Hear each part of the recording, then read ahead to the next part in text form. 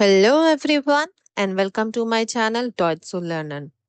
In today's video, you are going to learn the difference between machen oder tun. Let's begin with the verb machen. Machen means to do, to make or to create. The verb machen is used when you are actively making or producing something, whether it is a physical object, an idea or an action. Let's learn with some examples. Ich mache einen Kuchen.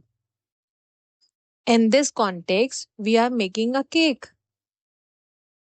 Now let's have a look to another example. Er macht ein Foto. In this context, he is taking a picture and performing an action. In third example also, he has done something and performed an action. Let's have a look. Ich habe einen Fehler gemacht. Let's move on to the verb tun. Tun means to do or to act.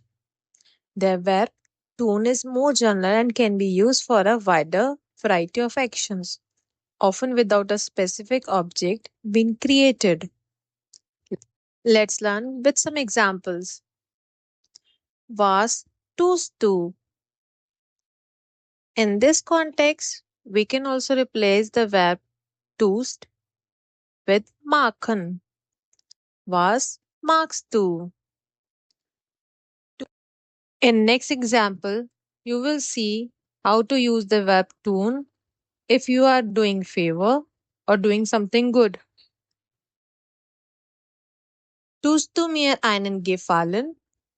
The verb tun is part of many common phrases. Let's have a look. Ich habe nichts damit zu tun. Mein Kopf tut mir weh. Es tut mir leid.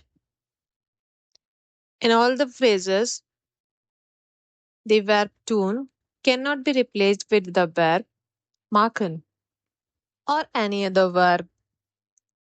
Thanks for watching. For more such videos, please like, share and subscribe my channel.